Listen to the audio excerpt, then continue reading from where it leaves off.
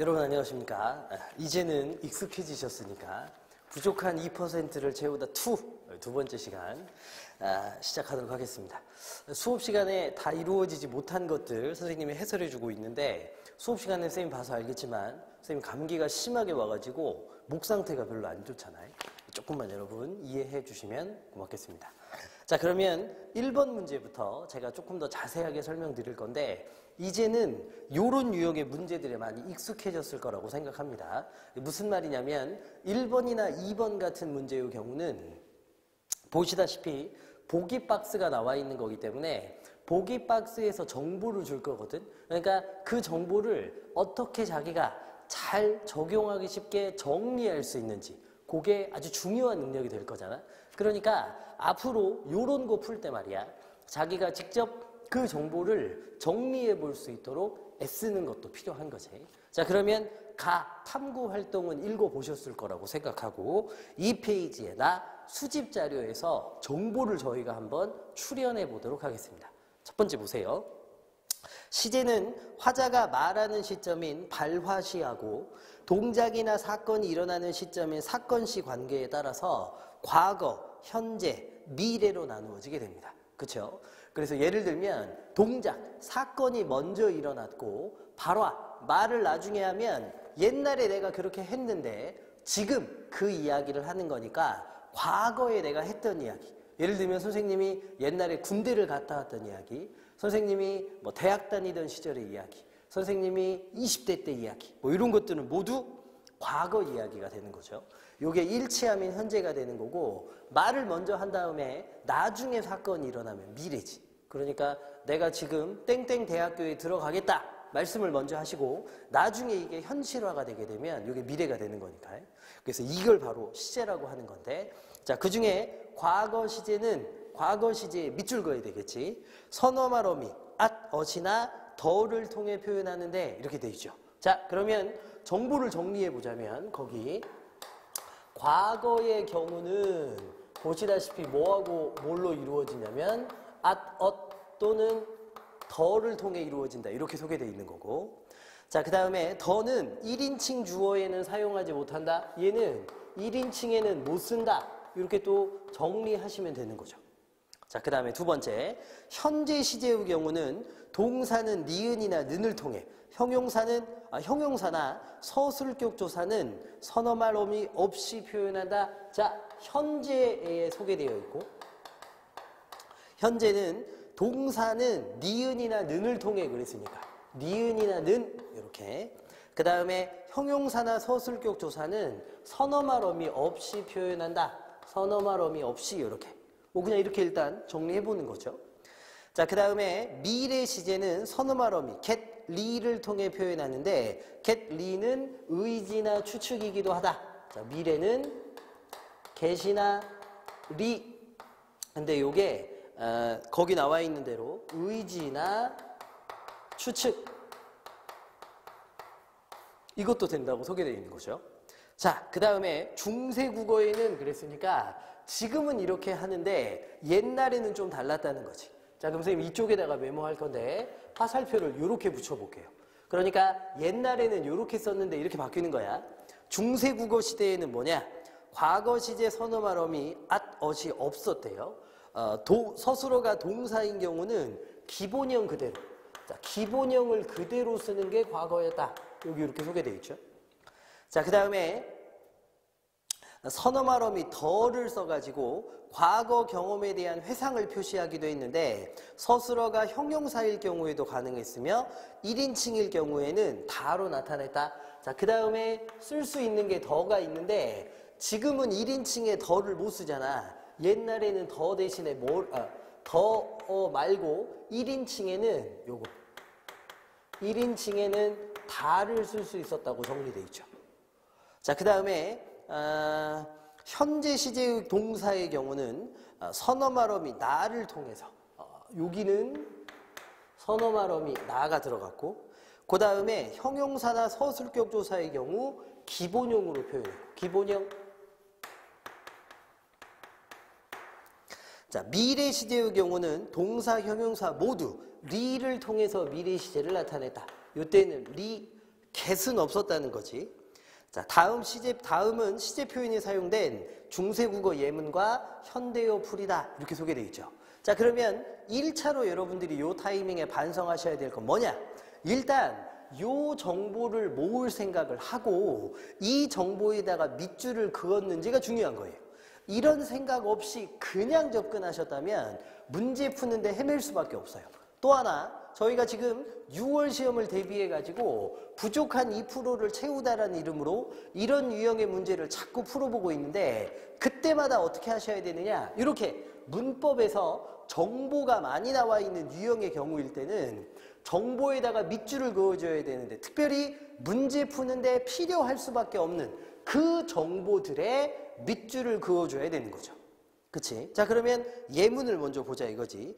기억해 보면 네 아비가 하마는 이미 내지는 벌써 이런 뜻이니까 죽으니라 이렇게 돼 있죠. 오른쪽에 봤더니 너의 아버지가 이미 죽었느니라 어세다가 동그라미. 그러면 현대어 풀이를 봤더니 어자가 들어간 걸 보니까 과거죠. 옛날에는 과거를 어떻게 하느냐? 기본형으로 하기로 했잖아요. 그러니까 죽다의 기본형, 죽에다가 은이라 요게 붙은 거죠. 이해되니? 그런데 이제 옛날에 이어적기 했으니까 죽으니라 이렇게 썼을 뿐이죠. 어쨌든 1번은 과거를 보여주는데 위에서 했던 정보 그대로입니다. 2번도 볼까요? 내 농담하다라. 내가 농담하였다. 엿에다가 동그라미. 그 엿이라는 것도 여러분 여기 엇하고 똑같이 과거를 보여주는 거잖아요. 내가 농담하였다 이렇게. 그런데 여러분 거기 내 농담하다라 그랬죠. 다에다가 동그라미. 저희가 다를 본 적이 있죠. 뭐? 더 아니면 다. 뭐일 때? 1인칭일 때. 1인칭이 뭔데? 나. 그러니까 거기 내가 나라는 사람이 농담하였다 이렇게 돼 있으니까 그거 다 1인칭 다 맞아 떨어지죠. 요거 문제 없는 거죠. 그러니까 과거 회상 장면에서 이런 게 쓰일 수 있다고 생각할 수 있어요. 세 번째 볼까? 묘한 일이 좋은 일이 하리다. 하다가 옛날에 많다라는 뜻이라는 거 많이 보셨을 거고 좋은 일이 많을 것입니다. 앞으로 많을 거 아닙니까? 그래서 미래에 대한 이야기인데 거기 뭐가 붙었느냐? 하리이다. 리에다가 동그라미. 옛날에 미래를 보여줄 때 리가 들어가는 거 맞지? 그것도 문제가 안 돼요. 자, 그런데 리을을 보세요. 네, 어때 안다 그랬는데 너는 어떻게 알았느냐 그랬죠? 아세다가 동그라미.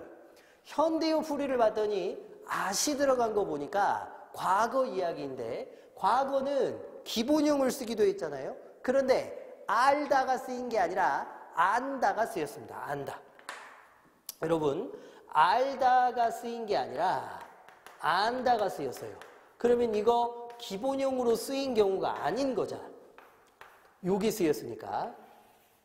그래서 여러분 4번 리을 부분이 뭔가 이상하다는 걸 느끼셨어야 되고 사실 거기는 여러분 제가 수업 시간에도 여러분께 말씀드렸습니다만 의문문의 경우 자 요것도 문제로 많이 나오니까 알아두세요. 의문문의 경우 특별히 주어가 2인칭 너일 때 자 의문문이고 주어가 2인칭 너일 때는 뒤에 종결어미를 뭘로 끝내는 거냐 니은다로 끝내는 게 옛날 국어 원칙이에요. 주어가 2인칭 너일 때 의문문은 니은다로 끝내는 겁니다. 그러니까 거기 너 어때 안다 너는 어떻게 알았느냐 이렇게 이야기할 때 의문문이고 너라는 주어가 2인칭이니까 니은다로 끝낸 거예요. 그래서 여기는 의문문과 관련된 규칙인데 위에 나와 있는 시제하고는 아무 상관이 없는 겁니다. 그래서 이따가 1번 문제 풀 때 나오겠습니다만 요 규칙은요 지금 우리가 설명하려고 하는 시제하고는 상관이 없어요. 마지막 미음 네 이제 또 묻나다 내가 이제 또 묻는다 는에다가 동그라미. 여러분 는 현재일 때 쓰는 거죠. 근데 옛날에는 뭐 나 이렇게 썼으니까 묻나다 나에다가도 동그라미 치시면 되죠. 맞지? 그래서 여러분 여기 보시다시피 현재형일 때는 는, 나, 요것도 요 정보 그대로입니다. 내 말 맞지? 그래서 여러분 저희가 정보를 찾아냈고 그 다음에 그 정보와 관련된 내용들을 정리해 봤는데 한 번 더 설명드립니다만 여러분 여기 핵심이 되는 정보에다가 밑줄 그을 줄 알아야 돼요. 자, 그러면 1번 문제부터 볼까요? 저희가 4번이 이상하다는 건 이미 알고 있는데 한번 보겠습니다. 1번 현대국어와 달리 서술어에 시제를 나타내는 문법적 요소 없이 과거 시제를 표현하고 있다. 기본형, 죽다의 죽을 가지고 표현하고 있으니까 뭐 별다른 요소 없이 과거를 보여주고 있다는 말은 맞지? 동그라미. 두 번째, 니은은 현대국어와 달리 회상의 의미를 가진 다를 통해 주어가 1인칭인 경우에 과거 시제 다에다가 밑줄, 1인칭에다가 밑줄. 저희가 그거 아까 봤잖아요. 1인칭 다 회상의 의미일 때. 맞잖아요? 동그라미. 3번. 디귿은 현대국어에서처럼 리를 통해 미래 상태에 대한 추측. 여러분, 리, 현대국어도 리, 맞죠? 미래, 추측 다 가능합니다. 4번에 보시면 리을은 현대국어에서처럼 니은 다를 통해 현재 시제를 표현하고 있느냐. 그런데 어떻게 않느냐 그랬으니까 과거니까 현재 시제를 표현하지 않죠. 다시 말씀드립니다만 여기는 시제하고 관련 있는 부분이 아니라 의문문의 종결 어미를 뭘로 끝내느냐 하는 부분인데 주어가 2인칭인 너기 때문에 니은다가 쓰였지 과거, 현재, 미래를 보여주는 니은다가 아니에요. 알겠지? 정답은 4번이 됩니다. 마지막으로 5번. 미음은 현대국어와 달리 선어말 어미 나를 통해 가지고 내가 묻는 것과 대화 시점이 일치한다. 그 대화 시점이 일치한다는 게 무슨 말이냐? 요거 현재라는 이야기거든요. 이렇게 따져봤을 때 정답은 4번이 맞습니다. 됐지? 2번입니다. 위 탐구활동과 자료에 따라 다음 중세 국어 용어의 활용형을 바르게 추정해 보아라. 자, 일단 가에 들어갈 건 과거고 기본형이 들어가야 되거든요. 근데 가가 봤더니 현대어 풀이를 보세요. 어떤 행업을 지어 악도에 떨어졌느냐 이렇게 돼 있죠. 의문문입니다. 의문문. 근데 주어가 생략되어 있는데 뭐겠어요? 어떤 행업을 지어 악도에 떨어졌느냐? 누가? 네가. 너 어떤 행업을 지어가지고 악도에 떨어졌느냐 이렇게 물어보는 거 아닙니까? 그러니까 너 2인칭이 쓰였으니까 거기도 니은 다로 끝나야 되는 건 똑같아요. 어쨌든 그걸 모른다고 하여도 가는 기본형만 가지고 만들어야 되는데 1번 떨어디 던다. 던 그게 들어가면 안 되죠. 2번도 가 부분에 떨어디 던다 그랬으니까 그게 들어가면 안 되는 거 아닙니까? X입니다. 3, 4, 5번은 의문문이니까 니은 다가 들어간 경우에요. 주어가 2인칭이고 생략돼 있지만 그래서 일단 1, 2번이 여기서 지워집니다. 자, 그 다음에 두 번째인데요. 일이 다 소원대로 되더라. 과거 회상 장면이 들어간다 그랬는데 옛날에 회상 장면에서는 더 쓰기로 했으니까 더가 들어와야 되죠. 3, 4, 5번에 나를 비교해 보시면 5번에는 더가 없잖아요. 빠지는 겁니다. 자, 그 다음에 세 번째. 동사고 내 아들을 데려가려 하시니 내 아들을 데려가려 하시니 그랬는데 현재고 동사거든요. 여러분 과거에 현재를 보여주는 동사에는 뭐가 들어가기로 했냐면 나가 들어가기로 했으니까 다를 가지고 3번과 4번을 비교해 보시면 나가 들어가 있는 건 4번이잖아. 그래서 정답은 다 잘라내고 보면 몇 번밖에 남는 게 없느냐? 4번밖에 남는 게 없습니다. 라마 별거 아닙니다만 끝까지 가보면 현재 형용사 라가 들어가는 건 적으냐, 적다 기본형으로 만드는 거고 마지막에 마에는요 이제 분명히 너에게 이르겠다 미래로 만들 때니까 니로, 리라, 리가 들어가는 것도 맞죠? 하나하나 따져보시면 결국은 문제를 푸시는 데 있어서 어떻게 첫 스텝을 밟는 게 중요했느냐 요 정보가 정리되는지 안 되는지가 아주 중요했어요.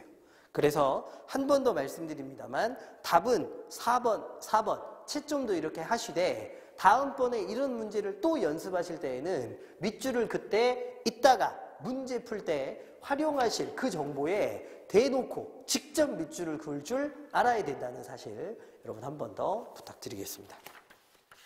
됐지? 자, 그 다음에 3번 문제 보러 가죠. 보기 교사 질문에 대한 반응으로 적절하지 않은 것 그랬는데, 여러분 그 부분은 사실은 저희가 통사적 합성어, 비통사적 합성어는 정말 여러 번 했던 거기 때문에 잘하지 않으실까요? 선생님 개인적인 생각은 그렇습니다.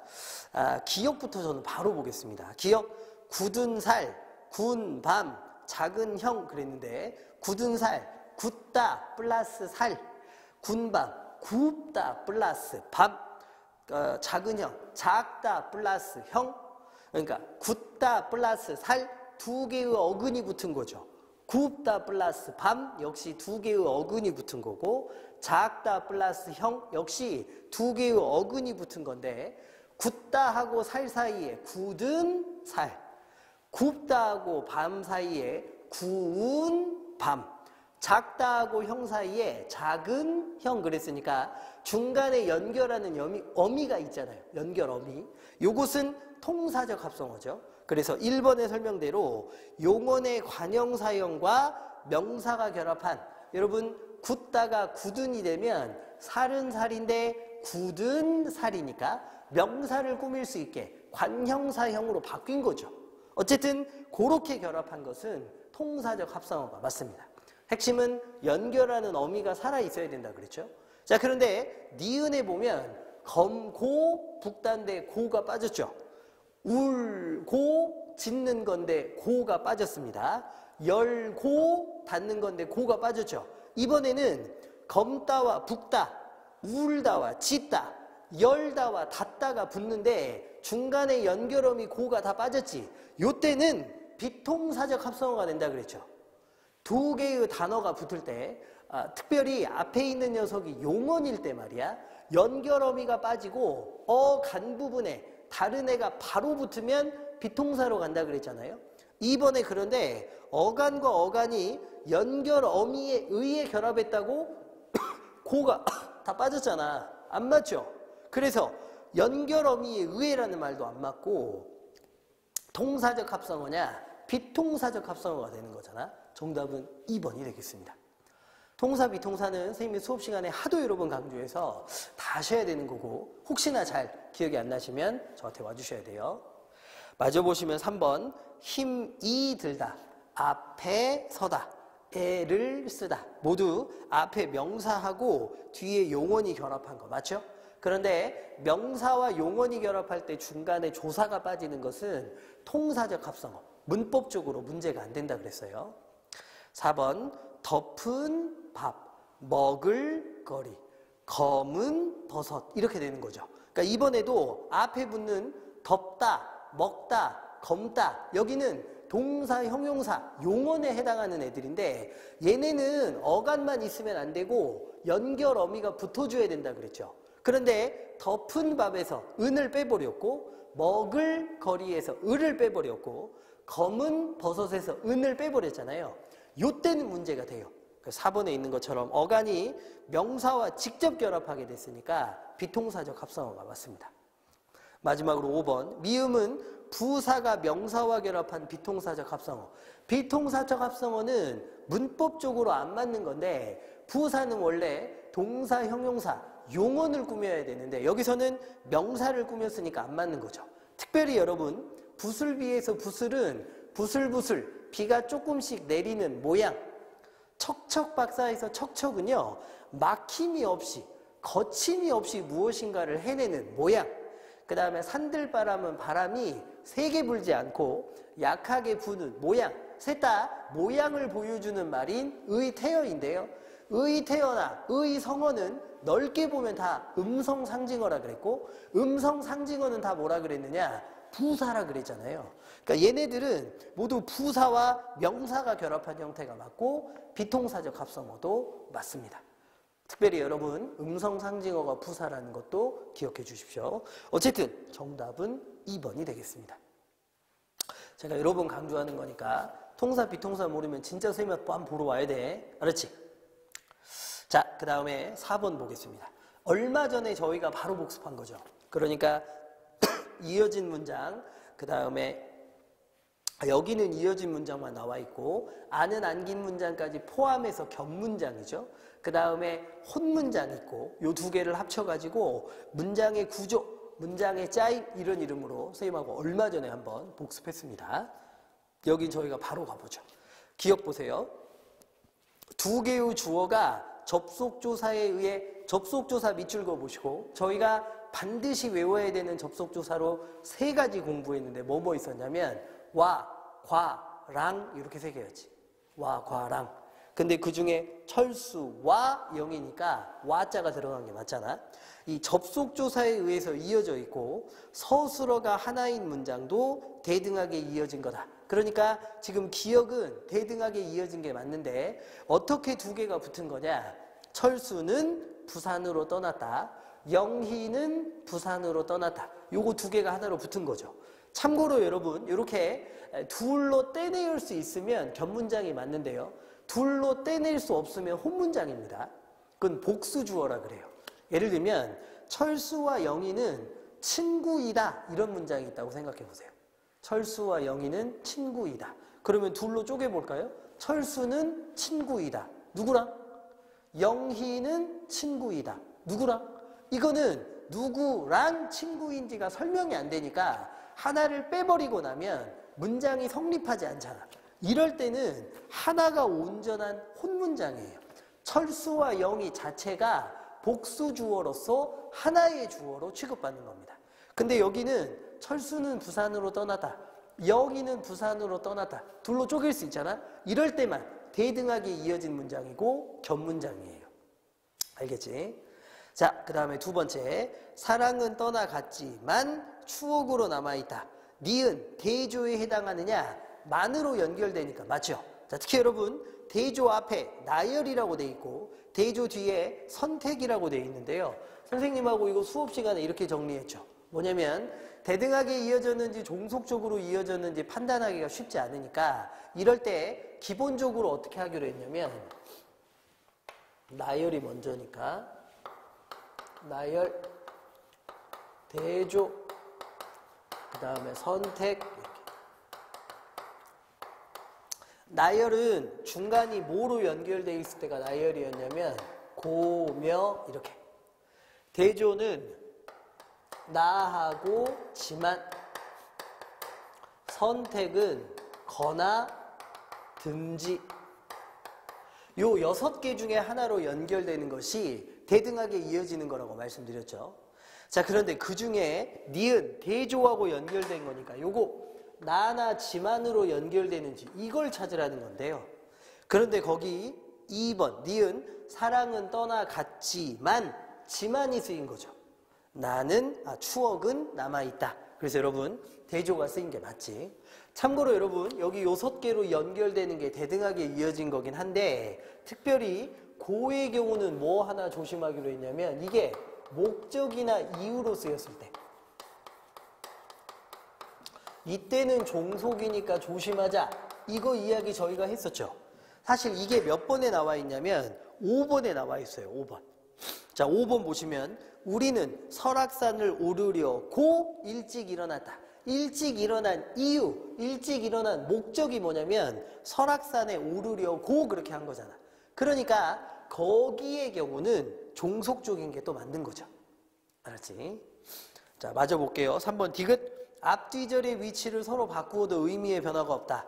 바람도 잠잠하고 하늘도 푸르다. 바꿔볼까요? 하늘도 푸르고 바람도 잠잠하다. 어쨌든 하늘은 푸른 거고 바람은 잠잠한 건 똑같은 거지.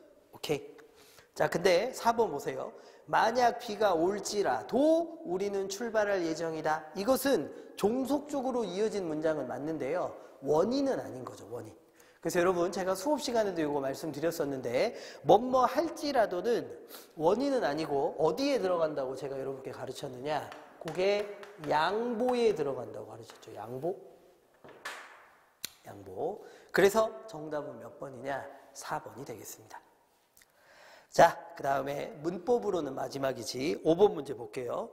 자, 보기를 보시면 유마에 대한 설명이 나와 있는데 그래서 1번 같은 거 니은이 뒤에 있는 리을의 영향을 받아가지고 신라 또 설날은 니은이 앞에 있는 리을의 영향을 받아가지고 설날 되는 거 맞죠?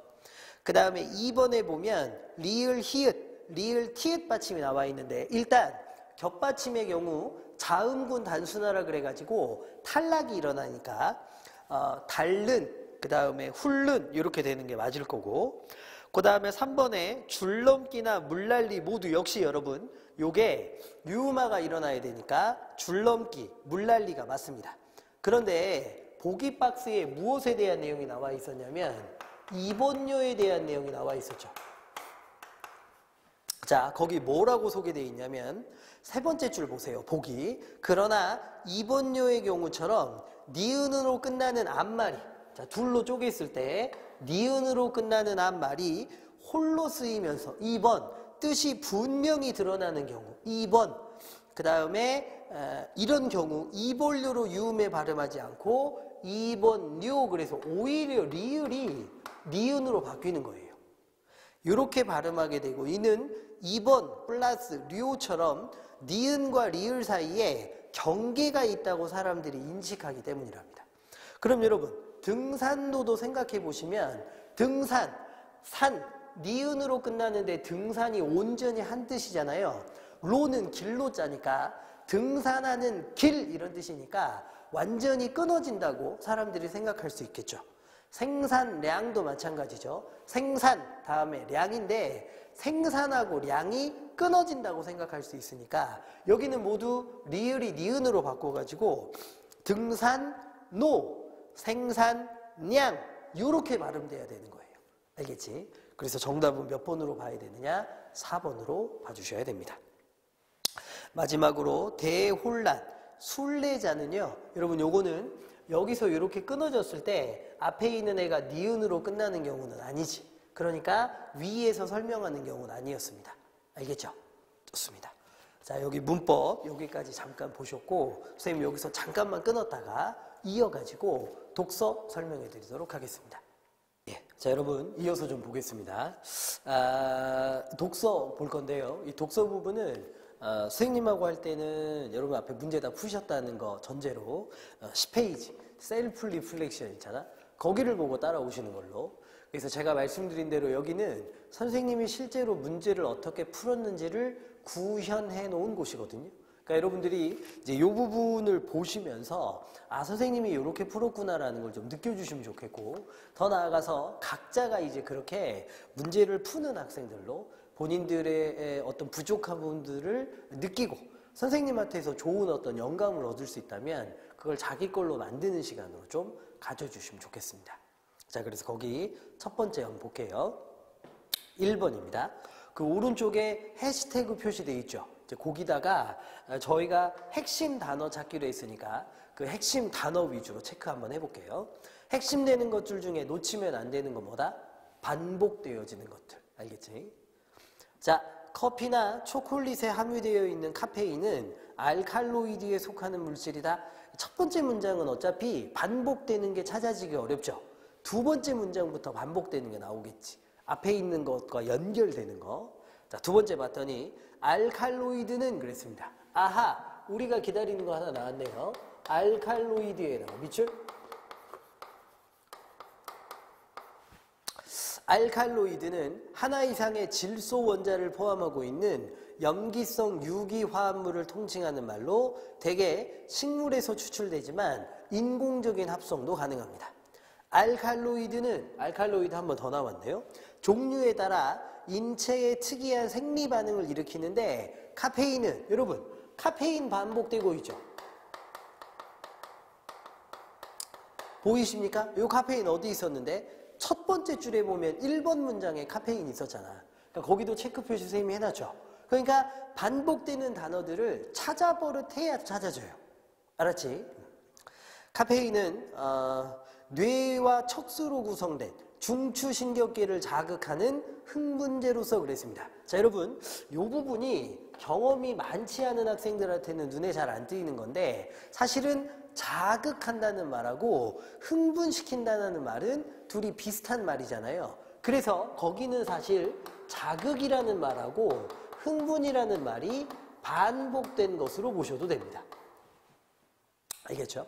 그러면 그 다음도 마찬가지인데 아데노신의 작용을 억제해가지고 인체가 깨어있도록 하는 각성 효과를 일으킨다 그랬는데 깨어있도록 한다는 게 역시 뜻을 살펴보면 이게 뭐냐면 각성시킨다는 뜻이잖아요. 그러니까 결국 여기서도 깨어있도록과 각성효과라는 말은 같은 말이 반복되는 거예요.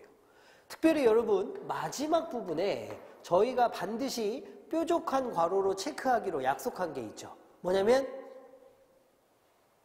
저기 관계가 소개될 때 3번의 기억에 해당하는 부분에 뭐라고 그랬냐면 카페인은 뇌와 척수로 구성된 중추신경계를 자극하는 흥분제로서 아데노신의 작용을 억제해가지고 각성효과를 일으킨다 그랬으니까 카페인이 많아지게 되면 카페인이 들어가게 되면 아데노신의 작용이 억제된다는 이 관계는 확인할 수 있죠. 카페인이 들어가면 아데노신이 억제된다. 이렇게. 자, 그러면 오른쪽에 5개의 해시태그를 여러분들이 이렇게 정리하실 수 있는데요.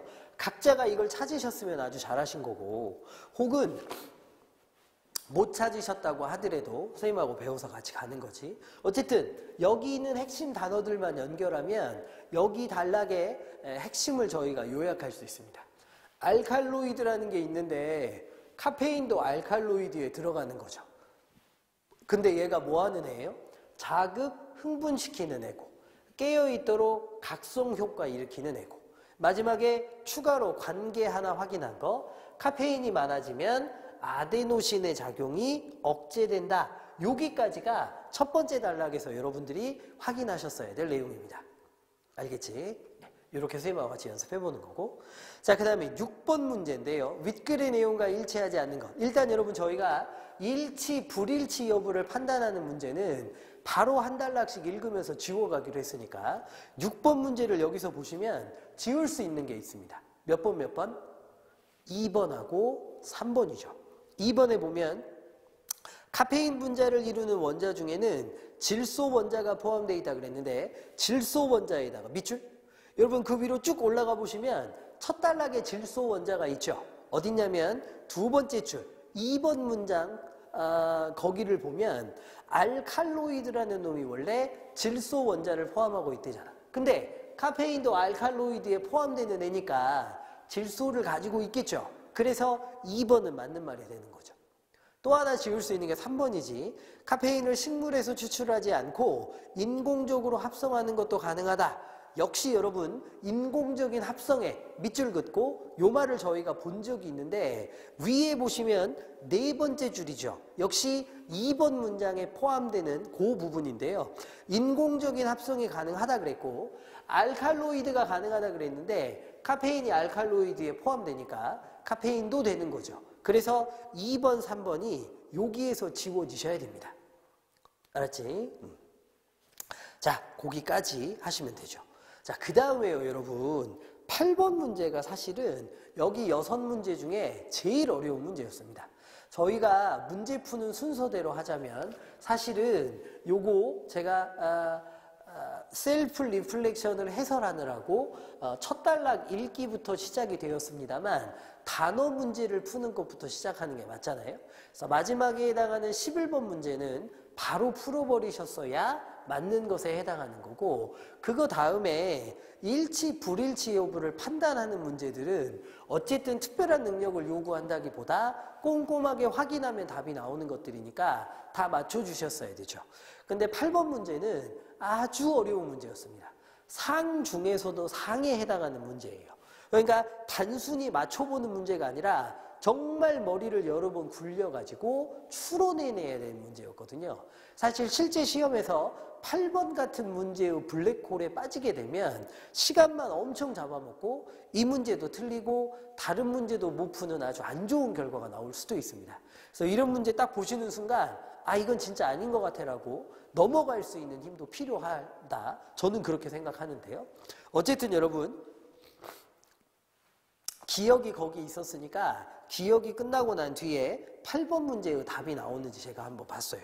그랬더니 기억이 가능한 이유를 진술한다고 할 때 자 기억이 뭐냐면 기억은 아까 여러분 요 내용이 기억이었죠.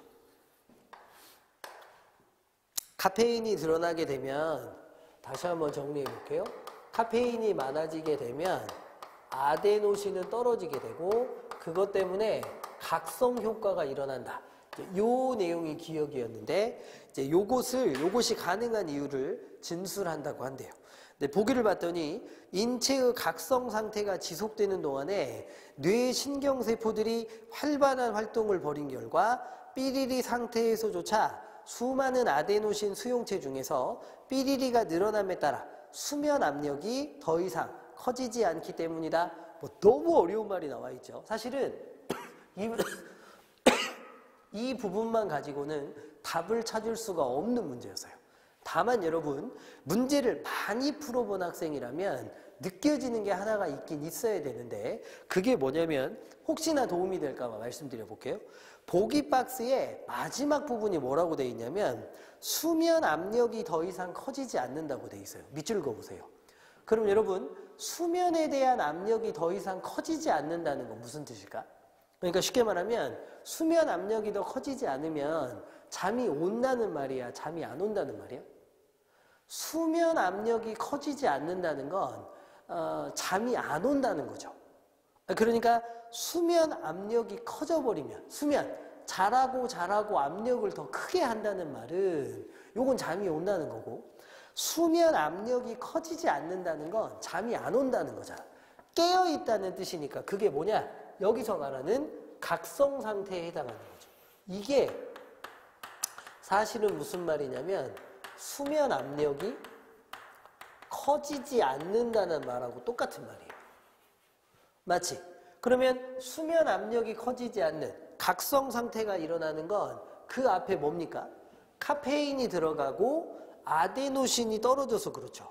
근데 여러분 거기가 지금 나에 들어갈 말일 테니까 아데노신이 떨어진다는 말이 있는지 1-나, 2-나, 3-나, 4-나, 5-나를 봤는데 아데노신이 떨어진다는 말은 없어요. 그래서 저희가 조금 더 다음 정보를 찾아야 되는데 카페인이 많아진다는 말은 있어요. 어디냐? 1-나 카페인 작용에 의해 3-나 카페인 작용에 의해 5-나 카페인 작용에 의해 맞지? 그래서 정의 마지막에 시간이 없어서 찍으셔야 된다면 1번, 3번, 5번 중에서 답을 찾으셔야 돼요. 특별히 여러분 거기다가 1-나는 카페인 작용에 의해 도파민 분비를 촉진하는 것들 그랬고 3-나는 카페인 작용에 의해 아데노신과 결합하지 못한 것들 5-나는 카페인 작용에 의해 아데노신과 결합하지 못한 것들 3-나하고 5-나 두 개는 똑같고 1-나만 생뚱맞잖아. 이럴 때는 더더군다나 몇 번 아니면 몇 번이 답이 될 가능성이 높느냐? 3번 아니면 5번이 답이 될 가능성이 높습니다. 그래서 나중에 시간이 없어서 찍으셔야 된다면 몇 번을 찍어야 되느냐? 3번 아니면 5번을 찍어주셔야 돼요. 참고로 정답은 3번이다. 그래서 그렇게 가긴 가는데 어쨌든 여러분 그런 센스도 문제를 많이 풀다 보면 느껴지시게 될 겁니다. 자, 첫 단락을 끝내면서 많은 얘기를 했는데요. 일단 핵심 단어 찾는 거 중요했습니다. 그 다음에 두 번째 6번에서 2개는 지울 수 있었다. 세 번째 8번은 순서상 건드려야 될 타이밍이긴 한데 문제가 너무 어려워가지고 답을 찾기는 어려웠다. 다만 저희가 문제를 좀 많이 풀어본 학생이라면 센스를 발휘할 여지는 조금 있었다. 여기까지 설명드렸습니다. 자, 그 다음에 두 번째 나달락으로 가볼게요. 아데노신은 이렇게 시작하네요. DNA나 RNA 등의 핵산을 구성하거나 벌써부터 욕 나올라 그러지. 욕해도 된다. 힘드니까 어떻게 할까요? ATP를 구성하는 분자이다. 역시 첫 번째 문장에서 반복되는 건 없었고 그런데 두 번째 문장 시작하자마자 아데노신에 이렇게 돼 있죠. 그러면 아데노신이라는 말이 반복되고 있으니까 첫 번째 해시태그에 들어갈 말은 아데노신입니다. 자, 아데노신에 3개의 인산이 연이어 결합되어 있다는 점에서 아데노신 3인산이라고도 불리는 ATP는 여러분 반복되는 거 쏟아지네요. 아데노신에 3개의 인산이 결합되어 있어서 아데노신 3인산. 그렇죠? 그러니까 3인산이라는 말도 반복됐고 이렇게 불리는 ATP 그랬는데요. ATP도 반복됐죠. 왜냐하면 ATP가 첫째 줄에도 있잖아요. ATP를 구성하는 분자이다. 그래서 여러분 이렇게 되어 있는데 한 번 더 저희가 나-2번 문장을 읽어보면 아데노신에다가 세 개의 인산이 연이어 결합되어 있는 거. 요것과 요거를 붙이면 아데노신 3인산이라고 불리우는 ATP가 만들어지는 거예요. 아데노신 더하기 3인산이 ATP인 겁니다. 요 관계를 이렇게 풀어낼 수 있으셨어야 돼요. 그래야 그 다음 내용이 쉽게 읽히거든요. 자, 그래서 그 다음 보시면 섭취한 식품이 산화될 때 생기는 화학 에너지를 인산 간의 결합 형태로 저장하고 있는 화합물인데 세포들은 대사 과정을 통해 인산 간의 결합을 끊거나 그러니까 3인산이 끊어지게 되는 거죠. 세 개의 인산이 함께 있었는데 아니면 인산이 아데노신에서 분리돼 떨어져 나가도록 인산하고 아데노신이 분리되게 여기를 끊는 거죠. 그러니까 이 결합을 끊거나 인산 자체가 끊어지는 거. 이게 뭐냐면 ATP를 분해하고 그게 이제 요 뒤에 나오는 해시태그에 들어가야 되는 말 ATP 분해가 되겠습니다. 여러분 선생님 몸이 많이 안 좋은데 불편하더라도 조금만 이해해 주십시오. 다음 주에는 아주 말짱하게 건강해져서 나올 겁니다. ATP 분해를 하고 이때 방출되는 에너지를 활용해 생명활동을 한다. 즉 아데노신은 세포들이 대사 과정을 통해 에너지를 취한 후 남은 대사산물이기도 하다. 거기는 대사 과정하고 대사산물이라는 말이 대사라는 말로 반복되어 있으니까 선생님이 대사 과정, 대사산물에다가 체크 표시해 놓은 거고 자, 그 다음에 아데노신의 인산들을 다시 결합해. 여러분 아데노신하고 인산이 쪼개지면 이게 아까 ATP 분해였잖아. 그런데 얘네들을 다시 붙이는 거야. 합성하는 역할은 세포 내 소기관인 미토콘드리아가 맡는다. 자, 이번에는 ATP 요게 반복되고 있는데 이번에는 ATP 합성에 대한 이야기가 나왔죠. 요걸 누가 하는 거냐면 미토콘드리아가 한대요. 아데노신과 3인산이 쪼개져 있는데 다시 붙이는 거죠. 그래서 여기는 ATP가 뭔지 보여주고 이 ATP의 분해, ATP의 합성에 대한 내용입니다. 자, 그 다음에 6번. 6번은 또 관계가 나오니까 제가 거기 체크해 놓은 거죠. 그래서 나의 6번 문장 보면 그런데 인체가 깨어있는 동안에는 저희가 아까 깨어있는 동안을 무슨 동안이라고 정리했냐면 각성이라는 말로 정리했지. 이때에는 ATP 합성 속도에 비해 분해 속도가 빠르기 때문에 이때는 합성과 분해를 놓고 따지면 뭐가 더 빠르냐? 분해가 속도가 훨씬 빠르기 때문에 체내의 아데노신 농도가 점점 높아진다. 이때는 아데노신의 농도가 높아진다고 체크하시면 되죠. 그치? 자, 그럼 여러분 거기 오른쪽에 보면 해시태그가 7개가 있을 건데 하나, 둘, 셋, 넷, 다섯, 여섯, 일곱 이렇게 정리하셨으면 되겠습니다. 뭐 정리하자면 당연히 간단하죠. ATP가 뭔지 소개해줬고 분해되는 과정과 다시 합성되는 과정을 보여주는 단락이었던 거죠. 자, 특히 그 나단락은요. 읽고 나서 6번에서 지울 수 있는 게 있느냐? 없었어요. 그래서 그냥 넘어가랍니다. 자, 세 번째 다단락으로 가보겠습니다. 여기도 정보가 여러분 엄청 많죠. 자, 그래서 거기 정리가 좀 필요한데 같이 가볼게요. 신경세포 세포막에는 아데노신과 결합할 수 있는 아데노신 수용체가 있는데 자, 이번에는요. 아데노신이 반복되긴 하는데 아데노신 수용체라는 새로운 핵심어가 등장했습니다. 아데노신 수용체라는 게 있는데 아데노신 수용체 중에 A1형과 A2A형이 뇌 신경세포들에 분포되어 있다. 이 중에 A1형이 있고요. 그 다음에 A2A형이 있습니다. 자, 그러면 문제를 많이 풀어본 학생들은 여기서 느끼셨을 건데 A1, 그 다음에 A2A 이렇게 두 가지 나왔잖아요. 그러면 대상이 두 개가 나왔으니까 공통점과 차이점, 그 중에서도 차이점 위주로 파악하는 게 중요하죠. 그러니까 그 다음 해시태그에는 A1에 대한 내용이 나올 거고 그 다음 해시태그에는 A2A에 대한 내용이 나올 건데 둘을 어떻게 차이점 위주로 정리할 것이냐가 여기서 글을 읽어내는 핵심입니다. 좀만 더 읽어볼까요? 전뇌 기저부에 있는 신경세포들에는 A1형이 많으며 그럼 여기는 전뇌랑 관련된 거지. A1은.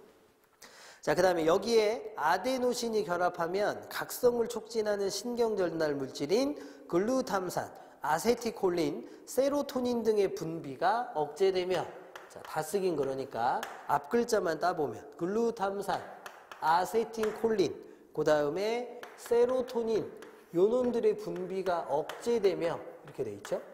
이들의 분비가 억제되며 거의 꿈을 꾸지 않는 숙면 상태인 서파수면이라는 걸 유도한다. 서파수면 소개되어 있고.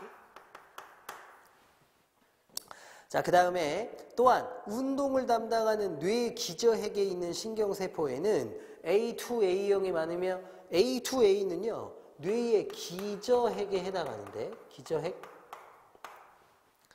자, 여기에 아데노신이 결합하게 되면 운동과 활력을 돕는 신경 전달 물질인 도파민의 분비가 억제된다. 여기는 이렇게 세 개나 억제된다 그랬고 여기는 도파민의 분비가 억제된다. 이렇게 소개되어 있죠. 이렇게 구분하면 되지. 자, 그 다음에 뇌의 활발한 활동으로 아데노신의 농도가 증가하게 되면 수용체와의 결합 역시 증가하고 여러분 그 다음 해시태그에는요 관계들이 나오니까 정리 잘 해주셔야 되죠. 뇌가 활발하게 활동해가지고 아데노신의 농도가 증가하게 되면 그렇게 되면 수용체와의 결합 역시 증가하고 수용체와의 결합이 증가하게 되고 그 다음에 그에 따라 인체가 피로함을 느끼면서 피로감도 늘어나게 되고 피로함을 느끼면서 에너지원을 재충전하고자 하는 수면 압력이 커진다. 수면에 대한 욕구도 커지게 된대요. 이렇게 정리하시면 되죠. 그치? 분자 구조가 유사해가지고 특정 수용체와 잘 결합하면 이를 통해 수용체의 고유 작용이 드러나는 약제를 효현제라고 하는데 아데노신 효현제 역시 효현제가 반복되고 있으니까 그 다음에는 아데노신 효현제가 반복되는 걸로 한 번 더 체크가 돼야 되고 이거를 인체에 투여하면 서파수면이 유도되는 것을 확인할 수 있다. 아데노신 효현제를 가지고 서파수면 유도를 확인할 수 있답니다. 그럼 요거 서파수면이 여기 A1형하고 이렇게 일치하죠. 그치? 자, 그 다음에 카페인 역시 분자 구조가 아데노신하고 유사해가지고 아데노신의 농도가 높은 상태에서도 아데노신 수용체하고 잘 결합한대요. 자, 그 다음에 카페인이라는 녀석이 나왔는데요. 요것도 뭐 한다고 되어 있냐면 아데노신 수용체하고 결합한다고 되어 있어요.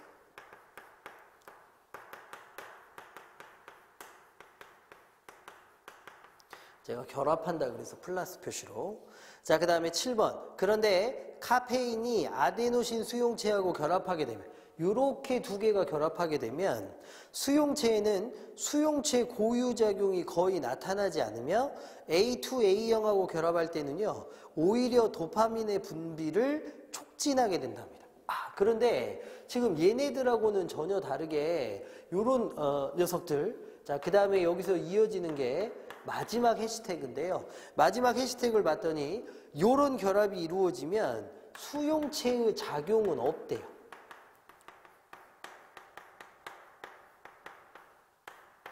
수용체 작용은 일어나지 않고 A2A형과 결합할 때는 도파민의 분비를 오히려 촉진시킬 수도 있답니다.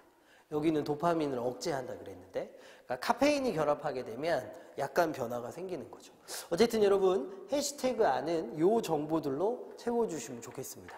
정리하자면 아데노신 수용체라는 게 있다 그래가지고 두 가지를 설명해 주고, 여기는 관계가 하나 나와 있죠. 아데노신 농도가 높아지면 피로가 높아져서 자고 싶어진대요.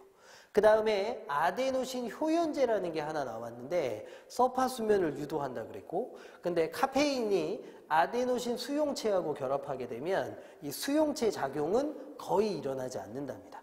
도파민은 도리어 더 나온대요. 이제 거기까지가 소개되어 있었습니다. 자, 그래놓고 여러분 6번 문제에서 저희가 지울 수 있는 게 나왔는데 드디어 기다리던 게 나왔어요. 6번에서 제가 거기 2번, 3번은 이미 빠졌으니까 4번 봤더니 전내 기저부의 신경세포들에는 전내 기저부에다가 밑줄이죠.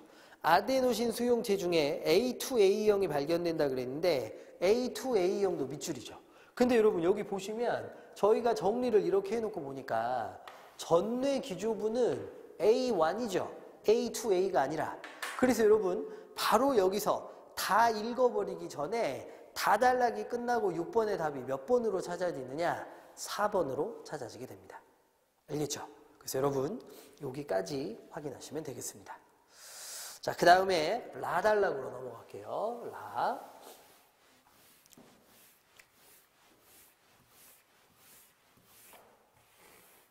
라 보시면 카페인은 각성 효과 외에도 인체의 다른 부분에서 다양한 효과를 유발한다 그랬는데 일단은 다양한 효과의 체크죠. 여러분 저희가 이걸 뭐라고 배웠냐면 예상하며 읽기라고 배웠거든요. 그러니까 이게 뭐냐면 앞으로 무슨 내용이 이어질지를 미리 보여주는 거죠. 그러니까 다양한 효과가 있다는 걸 미리 보여주는 거잖아. 그러니까 이제 이 효과가 무엇인지만 찾아가면 되는 거죠. 그래가지고 2번 문장을 이어서 보면, 그런데 카페인의 각성 효과는 집중력을 높이는 측면이 있는 반면, 자, 이 효과가 뭔지 보는데 첫 번째는 집중력을 높여준대요. 집중력을 높이는 측면이 있는 반면 집중력을 높여주고, 자, 그 다음에 반면 아데노신의 정상적 역할을 방해해가지고 생체 리듬을 깨뜨리는 부작용을 낳을 수도 있다. 그런데 무슨 부작용도 있느냐? 생체 리듬을 깨는 것도 있대요.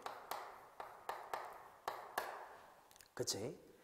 그러면서 그 다음 보시면 예를 들어 카페인은 신장에서 이뇨제와 비슷한 효과를 일으켜가지고 소변량을 늘림으로써 체내의 노폐물을 제거하는 데 도움을 주는 측면이 있지만 과다 섭취하게 되면 나트륨이나 칼륨 등의 무기질이 소변을 통해 과도하게 배출되도록 해서 무기질 결핍을 초래할 수도 있다. 여기는 여러분 예를 들어 보여주는 부분이니까 괄호로 묶어버렸죠. 선생님이 예를 들어 보여주는 부분이나 인용이 쓰인 부분 같은 것들은 쉽게 이해하라고 덧붙여주는 부분이니까 괄호로 빼버려도 된다 그랬어요.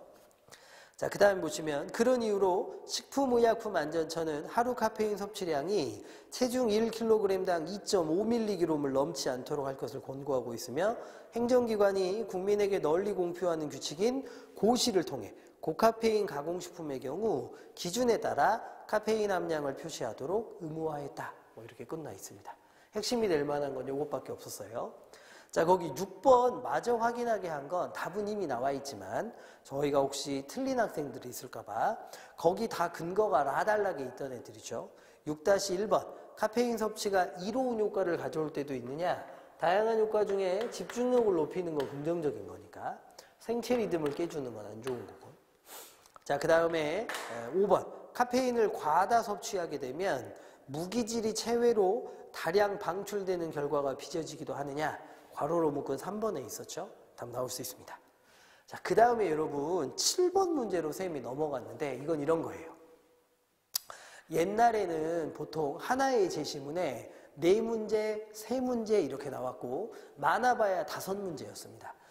그때의 글 길이가 이렇게 4번째 단락, 라단락 정도까지였어요. 그런데 최근에는 옛날에는 독서, 사회, 과학, 기술, 예술 5개씩 독서를 내던 걸 3개 정도로 줄이면서 뭐 과학과 사회를 엮거나 기술과 예술을 엮거나 2가지를 엮어서 내기 시작하는데 4번째 단락 정도까지가 옛날 글의 길이고 뒤에 붙는 5번째, 6번째 단락이 최근에 길어진 그 추세에 따른 겁니다. 그런데 무슨 말씀을 드리려고 하는 거냐면 저희가 끝까지 글을 다 읽으면 이 정보들이 머릿속에 정리되는데 사람의 기억력에 한계가 있으니까 그래서 옛날 같으면 글이 끝났을 요 정도 시점에 저희가 지울 수 있는 게 더 있는지 그래서 까먹기 전에 풀 수 있는 문제가 있는지를 한 번 더 따져보는 거예요. 여기서는 몇 번 문제였냐면 7번 문제가 그런 문제예요. 윗글의 아데노신에 대한 이해로 적절하지 않은 것 그랬으니까 그래서 아데노신에 대한 이야기를 저희가 기억에 남는 바를 가지고 OX를 해볼 건데 1번 DNA나 RNA와 같은 핵산의 구성요소가 되기도 한다. DNA, RNA 이런 말 본 적 있는 것 같죠? 어디서 우리가 본 적이 있냐면 그 앞으로 넘어가셔가지고 나의 1번 문장입니다. 거기에 보면 DNA, RNA 같은 핵산을 구성하거나 있죠. 자, 특히 여러분 요 타이밍에 선생님은 이제 이 타이밍에 풀었었는데 이 타이밍에 여러분들이 갖고 있는 가장 고질적이고 안 좋은 습관이 있다면 그게 뭐냐? DNA, RNA 있었던 것 같은데 없었던 것 같은데 불완전한 기억에 의존해가지고 자기 멋대로 판단해버리는 거. 이때는 무조건 어째야 된다? 앞에서 근거를 확인해야 된다. DNA, RNA가 어디에 있었는지 찾아가시는 거예요. 그래서 보시면 DNA, RNA가 있었죠. 가능. 아니면 보류라도 해놔야 돼요. 알았지? 그냥 무조건 맞다고 판단해버리는 거 아니야. 두 번째, ATP에서 3개의 인산이 모두 떨어져 나간 상태와 같다. 이 말도 맞죠? 모르겠으면 놔둬야 되는데 이 말 맞습니다. 어디가 근거였냐면 그거 나-3번 문장이죠. ATP 분해가 뭐냐면 ATP에서 자 세포들은 대사 과정을 통해 인산 간의 결합을 끊거나 인산이 아데노신에서 분리돼 떨어져 나가도록 ATP가 분해되냐. 그러니까 여러분 ATP는 3개의 인산에다가 아데노신을 붙여놓은 거니까 반대로 여러분 ATP에서 3개의 인산을 빼버리면 아데노신만 남는 게 맞지요. 2번도 가능한 설명입니다. 동그라미. 3번 숙면 과정에서 미토콘드리아 작용에 의해 체내 농도가 높아지기도 한다. 근데 여러분 아데노신의 농도가 높아지는 걸 저희가 앞에서 체크한 게 있어요. 그게 뭐냐? 나의 마지막 6번 문장이었거든요. 찾아가 보시면 인체가 깨어있는 동안에 합성 속도에 비해 분해 속도가 빠르기 때문에 아데노신의 농도가 높아진다. 즉 아데노신의 농도가 높아지는 건 3번에 있는 것처럼 숙면 과정이 아니라 깨어있는 과정일 때였잖아요. 그것이 안 맞는 겁니다. 정답은 3번이 되는 거예요. 4번 수용체와의 결합에 의해 글루탐산의 분비를 억제하며 인체 피로도를 높인다. 여러분 글루탐산 억제라고 본 적 있으시죠? 앞에 다의 2번 문장 확인해 봐 주시고 식품의 산화 과정에서 얻은 화학 에너지가 있어야 ATP로의 합성이 가능하다 그랬는데 식품의 산화 과정에서 얻는 화학 에너지라는 말도 나의 2번 문장에 있으니까 확인해 봐 주십시오. 알겠지? 그러니까 여기는 여러분 순서상 글을 다 읽고 풀기보다 중간에서 한번 끊어주시는 게 좋은데 옛날 글의 길이로 따졌을 때 4번째 단락 정도까지가 옛날 글의 길이니까 거기서 앞에 지울 수 있는 게 있는지 한번 좀 봐주시는 것도 좋겠다. 이런 판단입니다. 자, 그래놓고 이제 마단락하고 바단락 문제의 13페이지로 넘어가게 되는데요. 거기는 정리해야 될 정보가 아주 많죠. 근데 여러분 저희가 생각해보면 아까 문법 문제 풀 때도 마찬가지였는데 앞으로 문제를 풀 때 써먹어야 될 주요한 부분에 저희가 밑줄을 그었잖아요. 여기도 똑같이 가셔야 됩니다. 특히 구체적인 숫자가 나온 부분들은 놓치지 않기로 저희가 이미 다른 과학지 신문을 볼 때도 여러 번 얘기했잖아요. 놓치시면 안 돼요. 자, 보겠습니다. 카페인 표시 기준을 담고 있는 고시인 식품 등의 표시 기준에 따르면 밀리리터당 0.5mg 이상의 카페인이 함유된 액체 식품의 경우 자, 거기 제가 체크해 놓은 대로 일단 밀리리터당 5mg 요거 숫자 놓치면 안 돼요. 0.5 0.5mg 이상 요 숫자 놓치면 안 되지. 요 카페인이 함유된 액체 식품의 경우 제품 표면 중 한 면에 어린이, 임산부, 카페인 민감자는 섭취에 주의하십시오라는 문구를 적어줘야 된대요. 요거 요렇게 돼 있으면 어린이 어쩌고 저쩌고 요거 해줘야 된대. 그치? 두 번째, 또한 제품명이 크게 표시되어 있는 면을 가리키는 주 표시면에는 반드시 고카페인 함유, 총 카페인 함량 땡땡땡 밀리그램이라는 문구도 적어줘야 된대요. 자, 그 다음에 고카페인 함유 어쩌고 저쩌고 총 함유량 몇 밀리그램 요거 들어가는 정보도 있었습니다. 3번, 이때 실제 측정 시의 카페인 함량을 제품에 표시된 카페인 함량으로 나누었을 때, 자, 공식 나오니까 무조건 체크죠. 측정 시의 카페인 함량을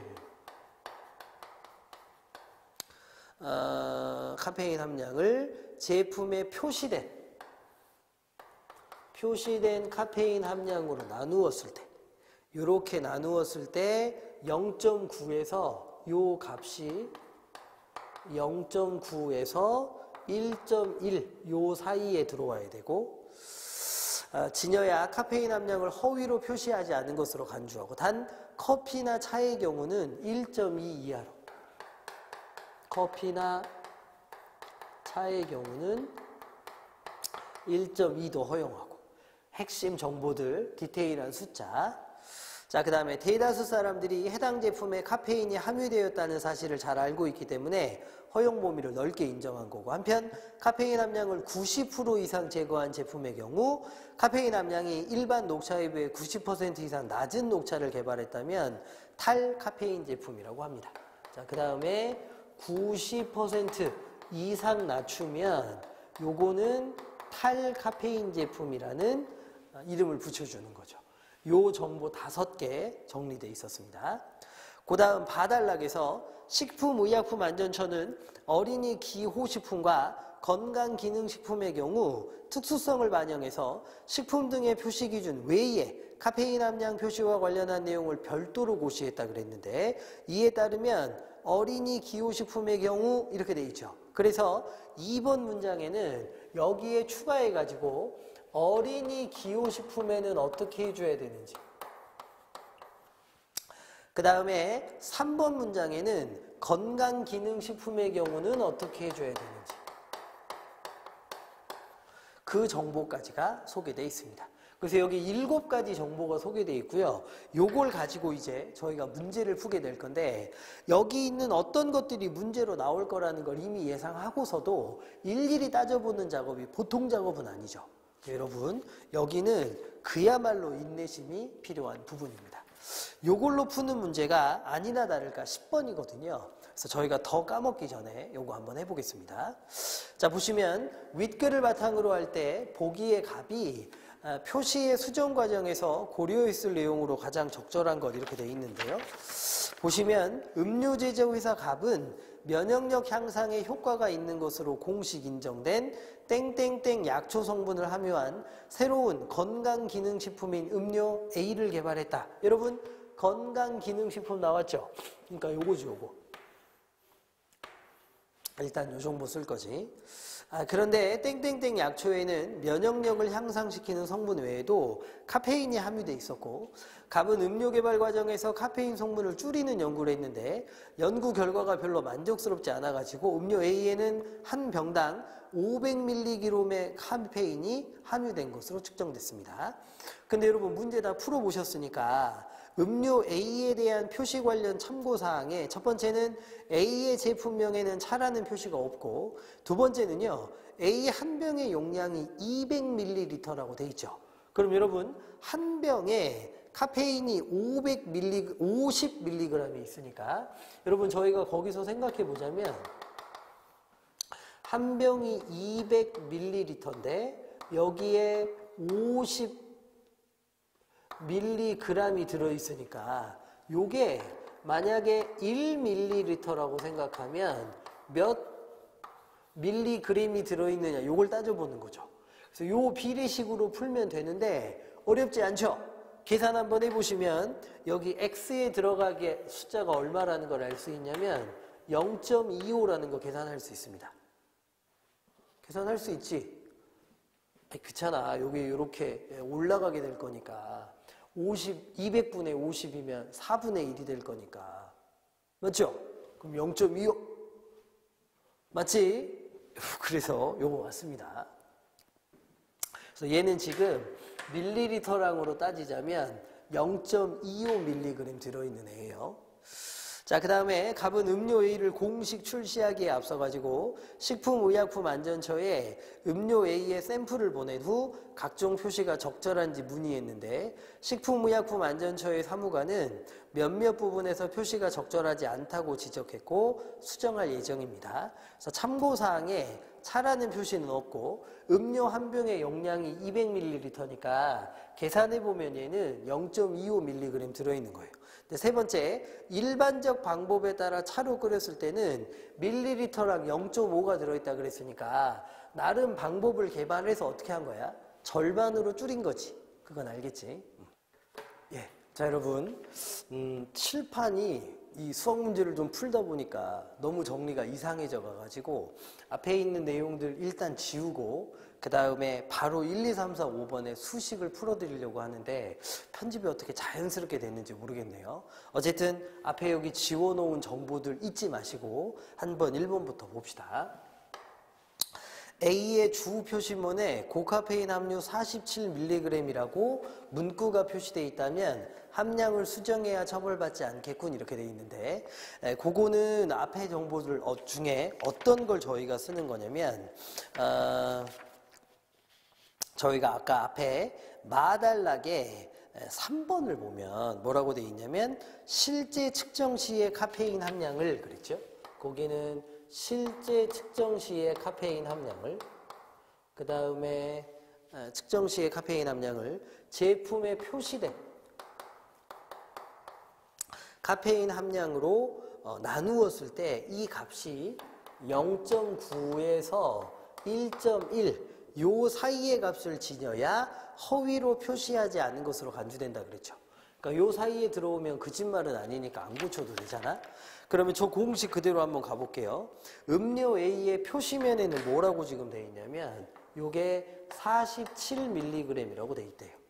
근데 이제 실제로는 이게 얼마냐면 A는 한 병당 50mg을 가지고 있다고 그랬으니까 저희가 이거 요대로 나눠보면 되죠. 그럼 이렇게 나누면 이게 1.06 어쩌고저쩌고 이렇게 나갈 거거든요. 그러니까 요거는 0.9보다는 큰 거 맞고 1.1보다는 작잖아. 그러니까 얘는 요 사이에 들어가는 게 맞죠. 그러니까 요건 안 바꿔도 되는 거지. 맞지? 그래서 1번은 괜찮습니다. 2번 보시면 음료 A에 대한 추가 연구를 통해 카페인이 한 병당 8mg만 함유되도록 하면 탈카페인 제품이라고 할 수 있느냐 이렇게 돼 있거든요. 탈카페인 제품에 대한 이야기는 얼마 이하로 떨어지면 된다 그랬냐면 저기 마달락의 6번 문장인데요. 90% 이상 제거하면 탈카페인 제품이라고 한다 그랬어요. 그러면 일단은 요게 지금 얼마나 들어있는지를 따져보셔야 되는데 추가 연구를 통해 가지고 카페인이 한 병당 8mg만 함유된다 그랬잖아. 그러면 200ml일 때 그렇죠? 200ml일 때 얼마냐면 8mg 이렇게 들어있대요. 그럼 요거는 1ml라고 따진다면 얼마 밀리그램이 들어있느냐 이걸 따지는 거죠. 그치? 200ml인데 8mg이면 1ml일 때는 얼마이냐 이렇게. 그러면 요거 여러분 내항의 곱과 외항의 곱이 같다고 맨날 배우시잖아요. 그러니까 요게 8은 200x가 될 거고 그 다음에는 200분의 8 요게 저희가 구하고자 하는 x값이겠죠. 그러면 8을 200으로 나눠보시면 되죠. 8을 200으로 나누는 거 0.04 아닙니까? 248 맞지?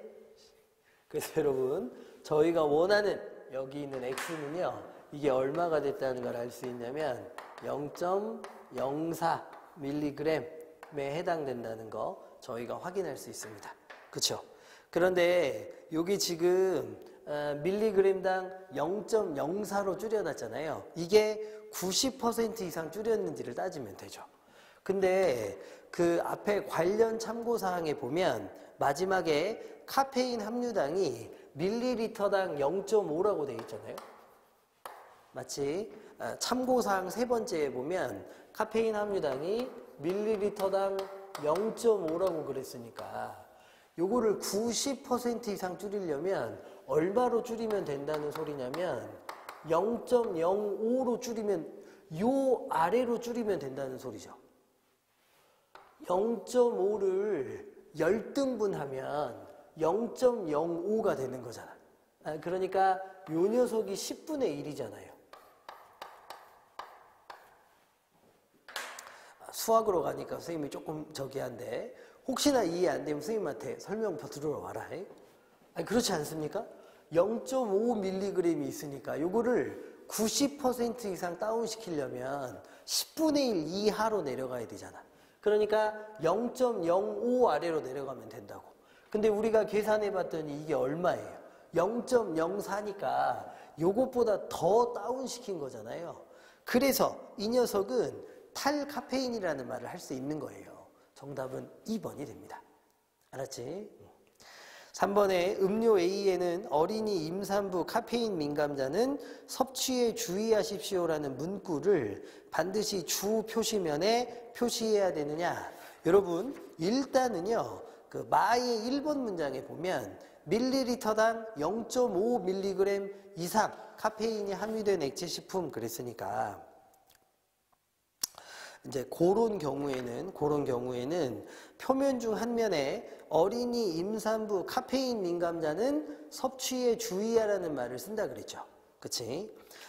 또한 제품명이 크게 표시되어 있는 걸 가리키는 주 표시면에는 고카페인 함유, 총 카페인 함량 땡땡땡 밀리그램이라는 문구. 그러니까 주 표시면에는 어린이 임산부 카페인 민감자 이 칸 자체가 아니죠. 그러니까 3번은 일단 안 맞는 말이라는 것을 확인할 수 있습니다. 그래서 이것도 빠져야 되는 거고, 그렇죠? 더더군다나 사실은 위 음료의 경우는 일반적일 때는 밀리리터당 0.5긴 한데 이것을 어쨌든 연구에 의해 가지고 절반으로 낮추어 놓은 상황이기 때문에 더더군다나 안 맞는 경우라고도 말씀드릴 수 있겠습니다. 자, 그 다음에 4번 음료 A의 제품명을 땡땡땡 차로 변경하면 고카페인 함유 땡땡땡 밀리그램을 표시할 때 글자의 색까지 고시를 따라야 되느냐? 요거는 여러분 건강기능식품이니까요.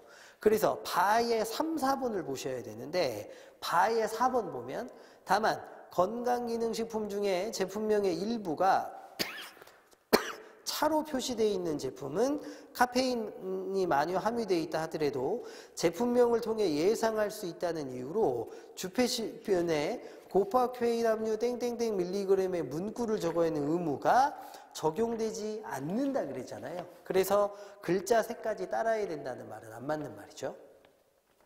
그 다음에 5번 요거 잘 보셔야 되는데 음료 A의 한 병당 용량을 150으로 줄이면 카페인 함량이 줄어드느냐 그랬는데 여러분 용량이 줄어드는 건요 전체적인 양이 줄어들 수는 있습니다만 밀리리터당 얼마가 들어있냐는 그 비율 값이 바뀌는 건 아니죠.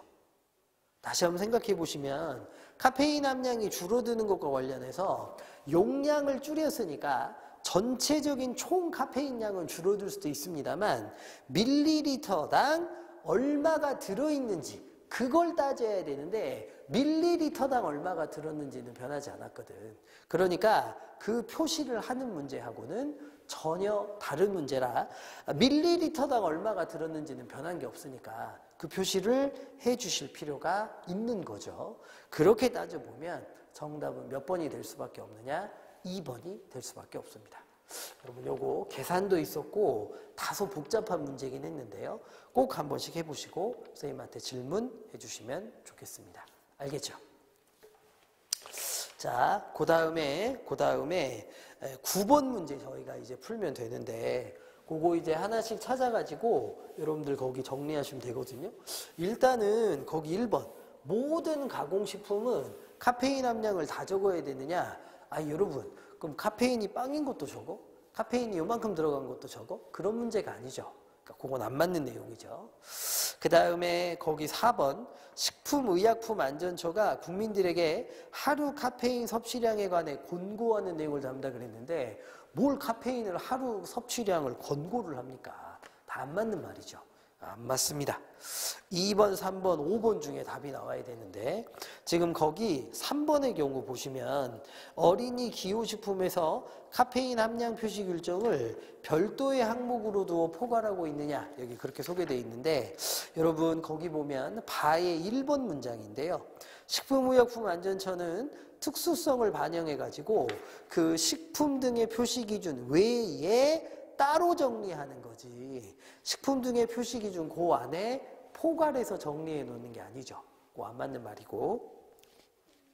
그 다음에 5번. 커피의 경우 카페인을 다량 함유하고 있어서 허용 범위를 좁게 인정하냐 그랬는데 그거는 마의 5번 문장을 보면 넓게 인정한다고 나와 있습니다. 여기는 다 일치 불일치 여부를 따지는 문제니까 그런 점에서 접근해 주시고 정답은 2번인데요. 반드시 따라야 되느냐? 바의 5번 문장에 보면 이를 위반할 경우 해당 법률에 근거해서 판단한다고 나와 있죠. 정답은 2번이 되겠습니다. 마지막으로 8번 문제인데 이게 진짜 어렵죠. 물론 여러분 8번 문제 말고 11번 문제도 하나 더 하긴 하셔야 되지. 8번 어려운 거 하기 전에 11번 해버릴까? 요거는 정답 3번이죠. 단어 문제.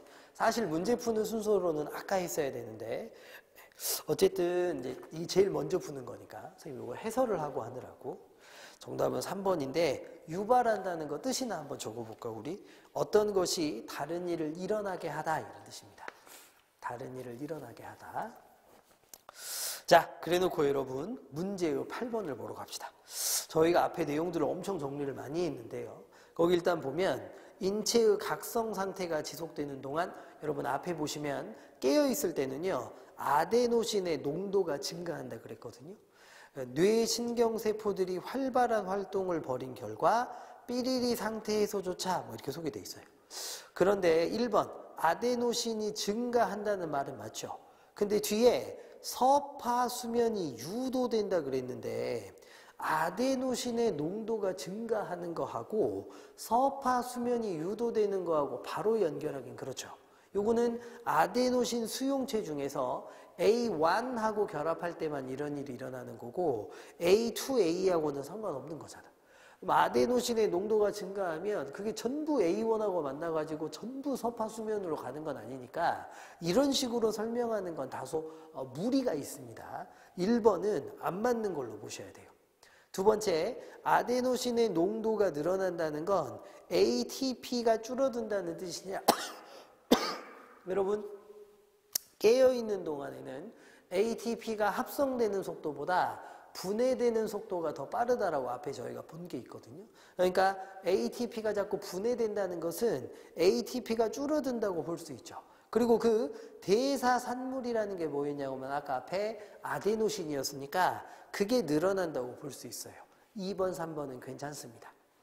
4번하고 5번은 각성을 촉진하는 신경 전달 물질들의 분비가 억제된다 그랬는데 아데노신이 늘어나서 아데노신 수용체하고 결합할 수는 있는데요.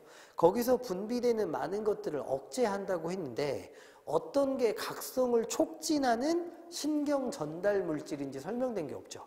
그러니까 앞에 설명된 게 없으니까 함부로 걔네들이 억제됐다고 얘기할 수 없는 거예요. 4번, 5번은 근거를 찾을 수 없어서 빠져야 됩니다. 그러면 1, 4, 5번이 빠지고 2번과 3번이 남게 되는 건데 2번의 나를 보면 아데노신 효연제하고 그걸로 기능하는 카페인이라 그랬는데 아데노신 효연제하고 카페인은요 전혀 결이 다른 별개의 것이죠. 카페인이 아까 알칼로이드에 들어간다는 얘기고는 얘기할 수 있습니다만 아데노신 효연제가 카페인이라고 얘기된 건 전혀 없었어요. 이건 전혀 안 맞는 연결이고 3번에 카페인 작용에 의해서 아데노신하고 결합하지 못하는 것들이 늘어날 수 있죠. 아데노신 수용체하고 결합보다 얘가 더 세니까. 그치요? 그래가지고 수면 압력이 커지지 않을 수 있습니다. 그치? 그래서 정답은 3번으로 가셔야 돼요.